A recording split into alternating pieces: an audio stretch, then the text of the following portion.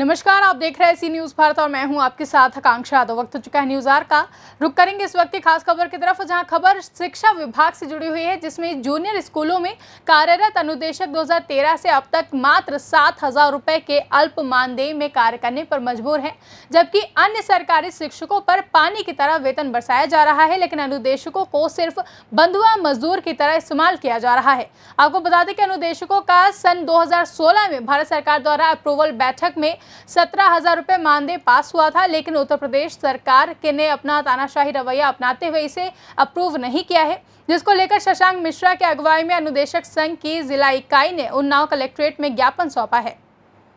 आपको बता दें कि अनुदेशक शिक्षकों की गुहार है कि जुलाई 2019 में उच्च न्यायालय से भी ऑर्डर जारी हो चुका है, बावजूद उसके राज्य सरकार किसी भी कीमत पर अनुदेशकों के पक्ष में कोई भी फैसला लेने को तैयार नहीं है, जिसको लेकर अनुदेशक शिक्षक संघ लगातार समय समय पर ज्ञापन देकर सरकार से बढ़े हुए मानदेय को दिए जाने की अपील कर रहा है। दरअसल अनुदेशक के इतने अल्प मानदेय में अपने घर परिवार का पालन पोषण नहीं कर पा रहे हैं। अनुदेशक का भविष्य अंधकार में गर्त में दिखाई दे रहा है, जिसको लेकर अनुदेशक संघ के प्रांतीय अध्यक्ष शशांक मिश्रा ने मीडिया से अपना दुख दर्द बयां किया है। अगर अनुदेशक शिक्षकों की बात की जाए, अगर सरकार उनकी मांगे नहीं मानती तो आप लोग अगली जो रणनीति रहेगी वो किस तरह से रहेगी? अगर हम लोग की सरकार अनुदेशक शिक्षकों की जो हम लोग की वर्तमान सरकार अल्प मानदेय में हम लोग को 7,000 रुपये में कार्य कर रही है, ये जून का महीना चल रहा है। जून के महीने में हम लोग को 1 रुपये का मानदेय नहीं दिया जाता है, जबकि प्रदेश में इस समय इतनी कोविड महामारी फैली हुई है, उसके बावजूद भी हमारे अनुदेशक शिक्षक कोविड कंट्रोल रूम में कार्य कर रहे हैं। और उसके बावजूद भी हम लोग लगातार विभाग के साथ एकदम हम लोग तन्मयता से एकदम निष्ठापूर्वक हम लोग काम कर रहे हैं। अगर हम लोग की मांगों को जो विभाग नई शिक्षा नीति एक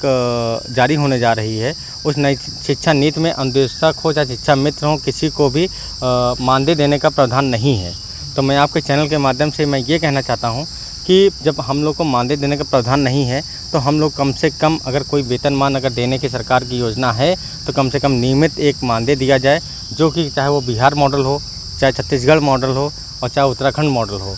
कम से कम वो मॉडल हम लोग को प्रयोग किया जाए। अगर हम लोग की मांगें नहीं पूरी होंगी तो हम लोग जुलाई से पूर्ण रूप से समस्त संविदा कर्मचारियों के साथ और जो हमारे अनुदेशक शिक्षा में सभी भाई बहनों के साथ में हम लोग लखनऊ कूच करेंगे। लखनऊ में हम लोग विधानसभा पे अनशन पे बैठेंगे, चाहे उसके फिर हम लोग के लिए चाहे पूरे उत्तर प्रदेश सरकार ने एस्मा लगा रखा हो और चाहे जिस तरह की भी लगा रखी हो। जब हम लोग का घर परिवार ही नहीं